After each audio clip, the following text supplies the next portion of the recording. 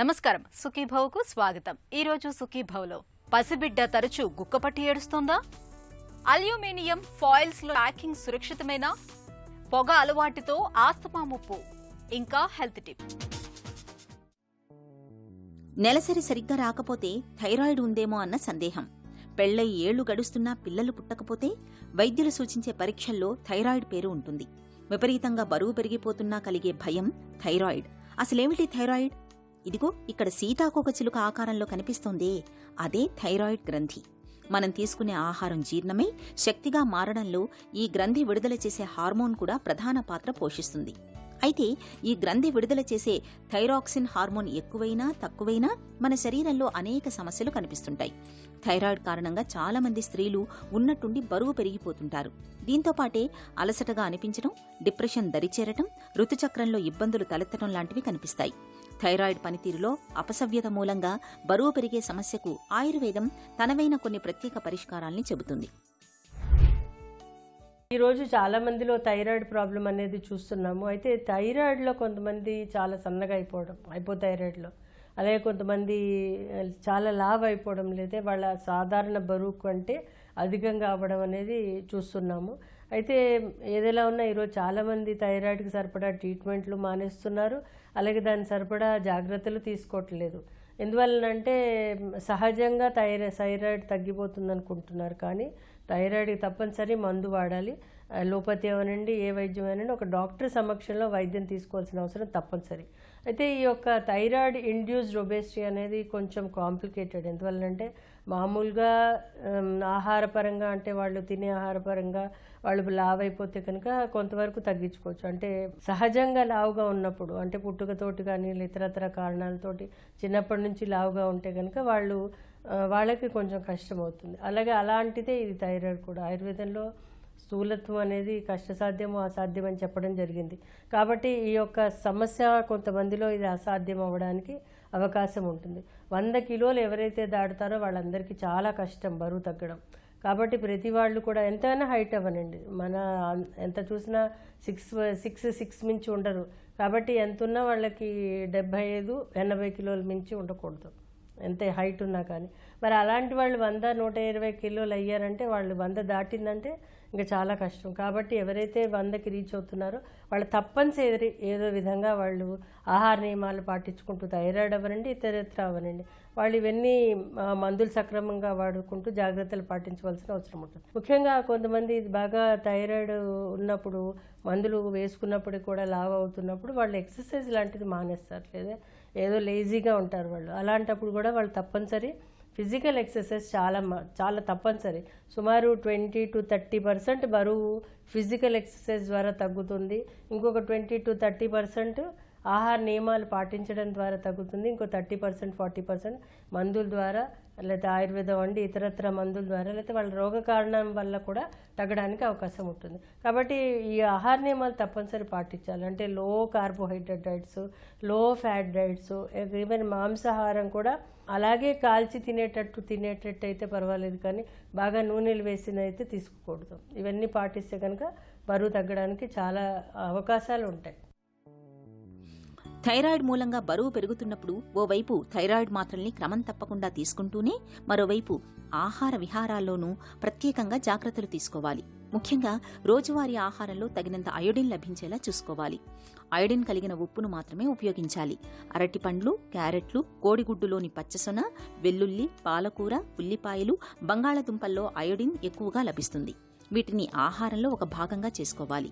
కొన్ని రకాల పదార్థాలు థైరాయిడ్ హార్మోన్లపై ప్రభావం చూపుతాయి. ముఖ్యంగా క్యాబేజీ, కాలీఫ్లవర్, చిలకడ దుంపలు, ముల్లంగి, పాలిష్ చేసిన బియ్యం, గోధుమలు, సోయా ఉత్పత్తులు, కాఫీ, కూల్ డ్రింకుల్ని సాధ్యమైనంత వరకు తక్కువగా తీసుకోవాలి.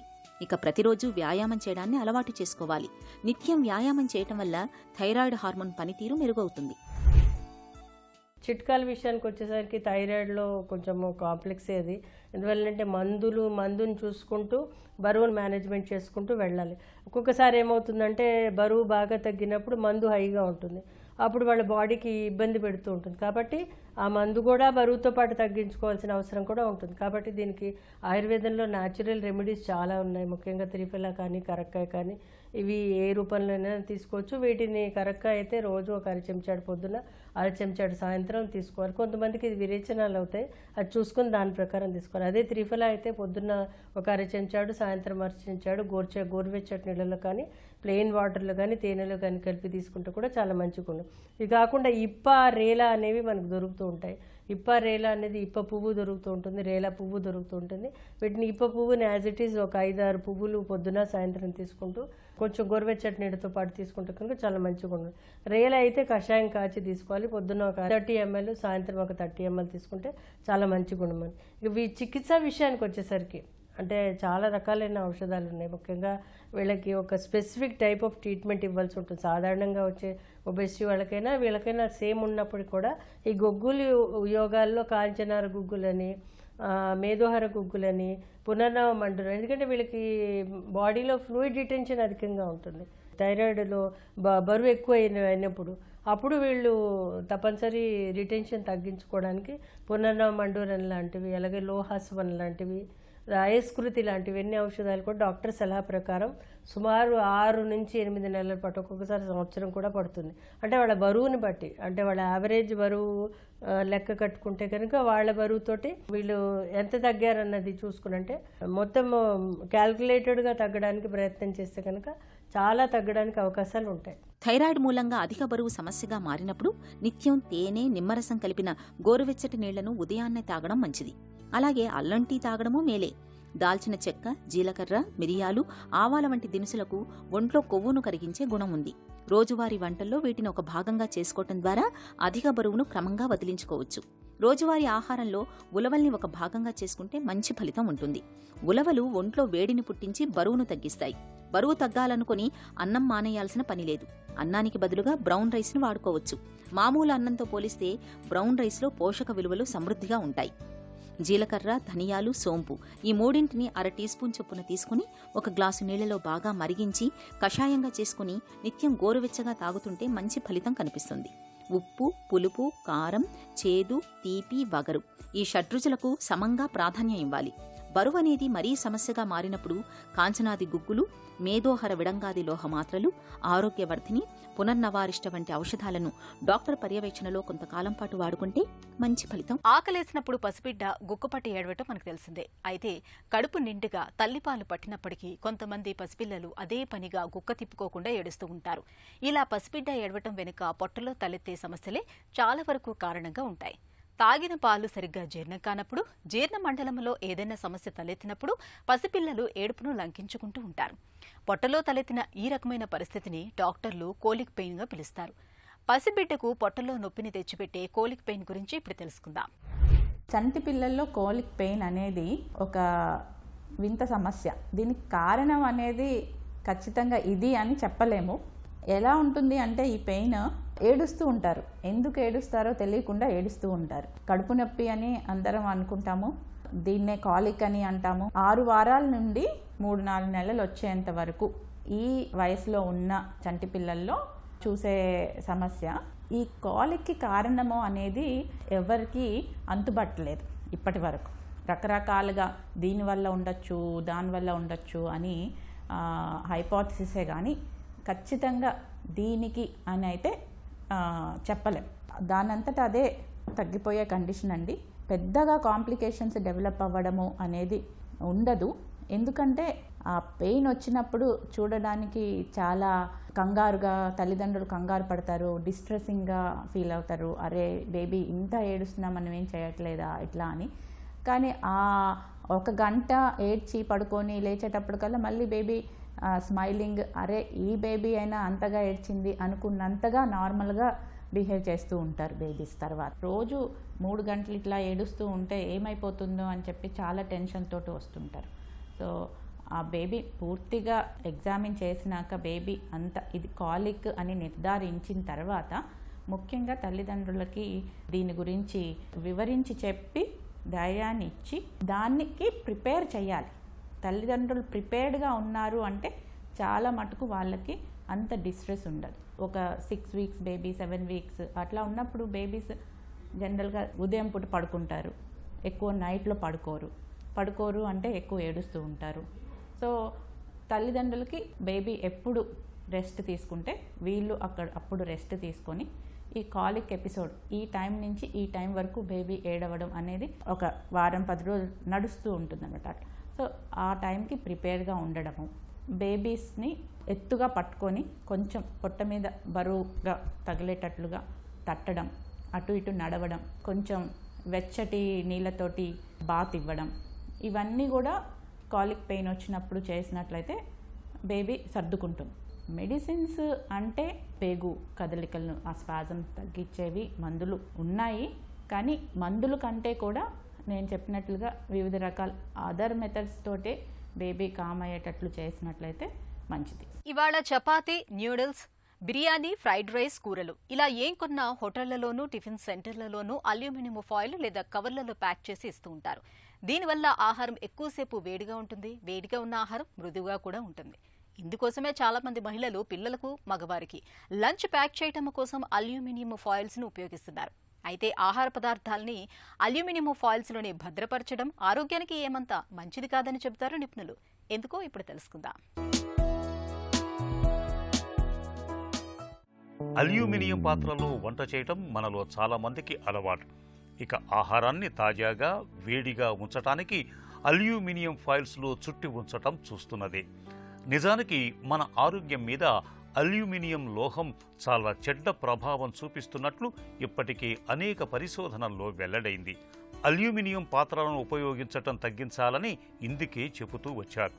అయినా ప్రజల్లో మార్పు లేదు. పంటలు చేయటానికి అల్యూమినియం పాత్రలు వాడటం, ప్యాకింగ్ చేయటానికి అల్యూమినియం ఆధారిత ఉత్పత్తులు వాడటం మొదలైన కారణాల వల్ల శరీరంలోకి అల్యూమినియం పెద్ద మొత్తంలో చేరుతోంది.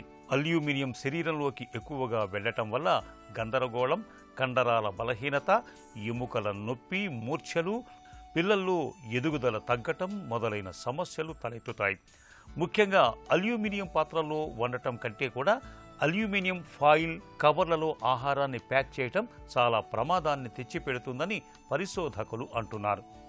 అల్జీమర్స్, పార్కిన్సన్స్, మల్టిపుల్ స్క్లెరోసిస్ వంటి నాడీ సంబంధిత సమస్యల ప్రమాదాన్ని పెంచటంలో అల్యూమినియం కీలక పాత్ర పోషిస్తోందని పరిశోధనలు చెబుతున్నాయి.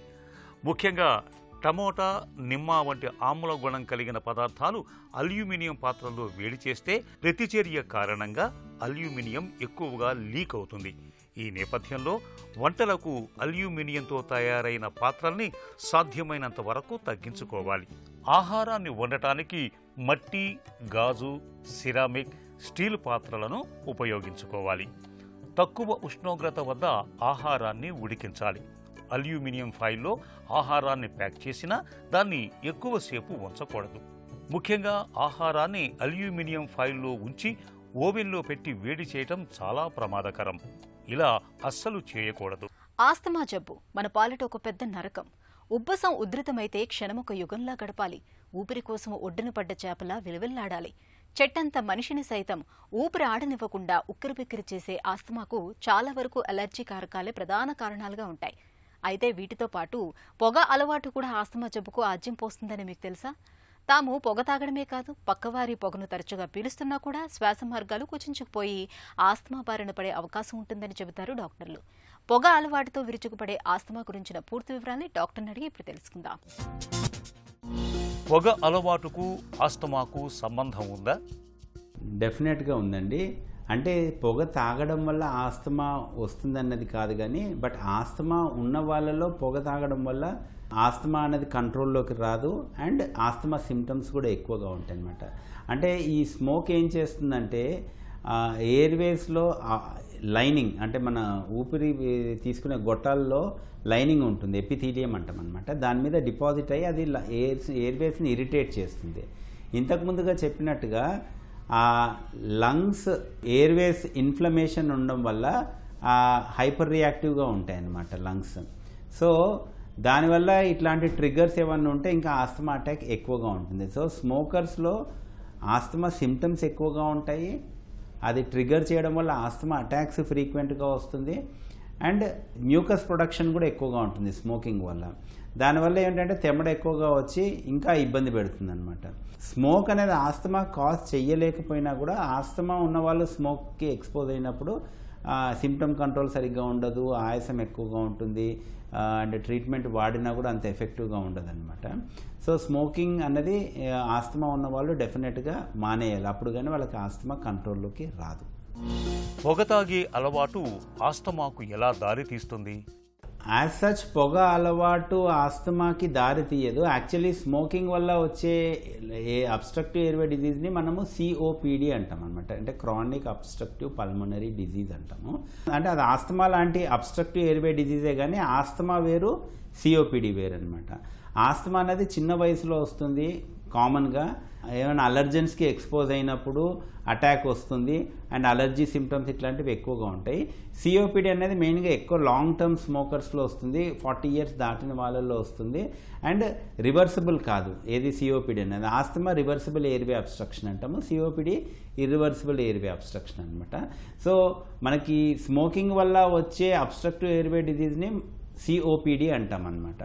సిమ్టమ్స్ ఆల్మోస్ట్ సిమిలర్గానే ఉంటాయి ఆస్తమాలో, COPDలో. కాకపోతే ఆస్తమా అన్నది మనకి అలర్జిక్ సిమ్టమ్స్ ఎక్కువగా ఉంటాయి, అండ్ యంగ్ పేషెంట్స్లో వస్తుంది. COPD అనేది కొంచెం ఓల్డర్ పేషెంట్స్లో వస్తుంది, స్మోకర్స్లో వస్తుంది.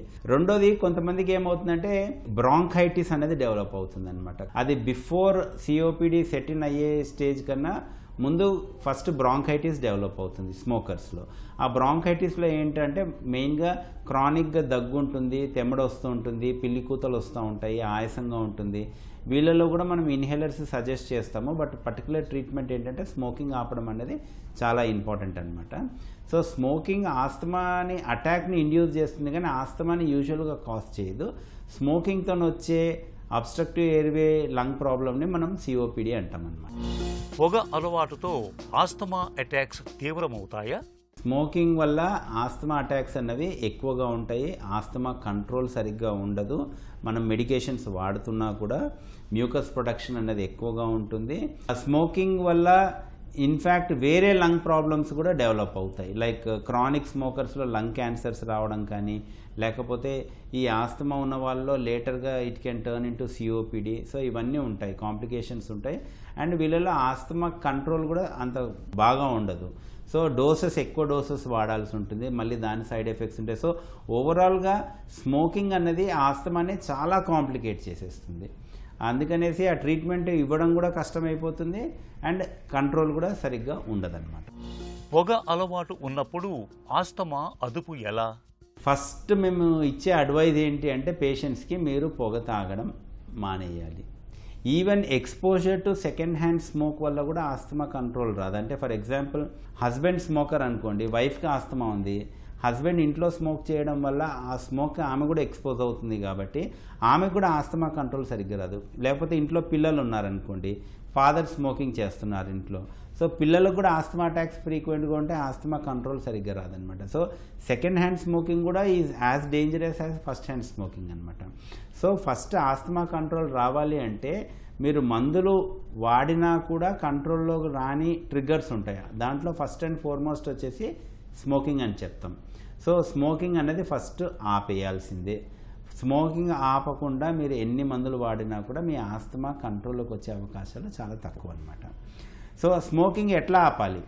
ఒకవేళ ఆపలేకపోతున్నారు, మీరు స్మోక్ ఆపాలి అని ఫస్ట్ మీరు నిర్ధారించుకోవాలి. నేను స్మోకింగ్ ఆపాలి అని అనుకున్నప్పుడు మీరు పల్మనాలజిస్ట్ దగ్గరికి వెళ్తే ఆ స్మోక్ క్విట్టింగ్ కోసము హెల్ప్ చేయడానికి పల్మనాలజిస్ట్కి అవకాశం ఉంటుందన్నమాట.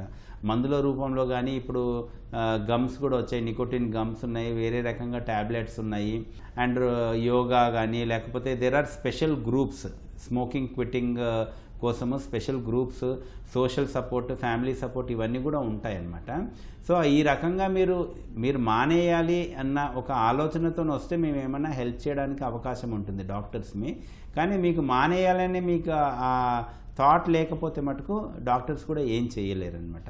సో ఆస్తమా ఉన్న వాళ్ళు ఫస్ట్ ఖచ్చితంగా స్మోకింగ్ ఆపాల్సిందే, లేకపోతే వాళ్ళ ఆస్తమా కంట్రోల్లోకి రాదు. ఆస్తమాతో బాధపడుతున్నప్పుడు జీవనశైలి ఎలా ఉండాలి? స్మోకింగ్ సెసేషన్ క్లినిక్స్ అనేసి సపరేట్గా మనం నడుపుతున్నాము. దాంట్లో వచ్చినా కూడా మీకు చెప్తున్న social support, psychological support, and for example మీకు స్మోక్ చేయాలి అని ఆపారు, మీరు ఆపిన తర్వాత అర్జ్ వచ్చింది, అప్పుడు మీరు ఏం చేయాలంటే వేరే ఏదైనా డైవర్ట్ చేయడానికి పనులు చేయాల్సి ఉంటుంది. అంటే మీకు ఇప్పుడు స్మోక్ చేయాలి అన్న ఒక అర్జు వచ్చింది అనుకోండి, ఫర్ ఎగ్జాంపుల్ భోజనం వెంటనే స్మోకింగ్ చేస్తారు. అట్లాంటప్పుడు మీరు ఏం చేయాలంటే భోజనం చేసిన వెంటనే వేరే పని ఏమన్నా వేరే మైండ్ డైవర్ట్ చేసే పనులు చేసుకోవాలన్నమాట. లైక్ వాకింగ్కి వెళ్ళడము, లేకపోతే ఇమ్మీడియట్గా ఆ టేబుల్ని క్లీన్ చేసి చేయడము, ఏదో ఒక యావిగేషన్ని మీరు పెట్టుకోవాలి మైండ్ డైవర్ట్ చేసుకునేదానికి. లేదు మీకు బాగా అర్జ్ ఉంది స్మోక్ చేయాలంటే లైక్ క్యారెట్స్ తినడము, లేకపోతే బబుల్ గమ్ ఏదైనా చూ చేయడము. సో ఇట్లా మీరు ఏంటంటే ఒక ఆల్టర్నేటివ్ ఏదైనా చేసుకొని మీ మైండ్ని డైవర్ట్ చేసుకునేటట్టుగా చేయాలి. సో ఈ స్మోకింగ్ సెసేషన్ క్లినిక్స్లో ఇట్లాంటి టిప్స్ ఉంటాయి. And psychological support. కొంతమందికి ఏంటంటే ఫిజికల్గా సిమ్టమ్సే వస్తాయి అనమాట, విత్డ్రావల్ సిమ్టమ్స్ ఉంటాయి, నికోటిన్ విత్డ్రావల్ సిమ్టమ్స్. అప్పుడు నికోటిన్ రీప్లేస్మెంట్ థెరపీ కానీ లేకపోతే వేరే రకమైన ట్యాబ్లెట్స్ ఉంటాయి మీకు ఆ విత్డ్రావల్ సిమ్టమ్స్ రాకుండా ఉండేదానికి, అట్లాంటివి కానీ ఇవ్వడానికి అవకాశం ఉంటుంది. బట్ ఆస్తమా ఉన్న వాళ్ళైతే మటుకు ఖచ్చితంగా స్మోకింగ్ ఆపితేనే వాళ్ళకి ఆస్తమా కంట్రోల్ వస్తుంది, లంగ్ ఫంక్షన్ అనేది దెబ్బతినకుండా ఉంటుంది. ఆస్తమాను నివారించుకోవటం మన చేతుల్లోనే ఉంది. పొగ అలవాటును మానుకోవటం, పొగకు దూరంగా ఉండటం వల్ల ఆస్తమా ముప్పును మనం చాలా వరకు తప్పించుకోవచ్చు. ఇక ఆస్తమాకు ఇవాళ ఆధునిక వైద్యంలో చక్కటి మందులు, ఇన్హేలర్లు అందుబాటులో ఉన్నాయి. ఆస్తమా తీవ్రంగా ఉన్నప్పుడు ఆలస్యం చేయకుండా వెంటనే తగిన వైద్యం తీసుకోవాలి. ఒక చిన్న చిట్కా మీకోసం. పొట్టంతా ఉబ్బరించి వేదనగా ఉంటున్నప్పుడు పావు టీ స్పూన్ మిరియాల పొడిని ఒక గ్లాసు పల్చటి మజ్జిగలో కలుపుకొని తాగండి. పొట్ట ఉబ్బరం త్వరగా తగ్గుతుంది.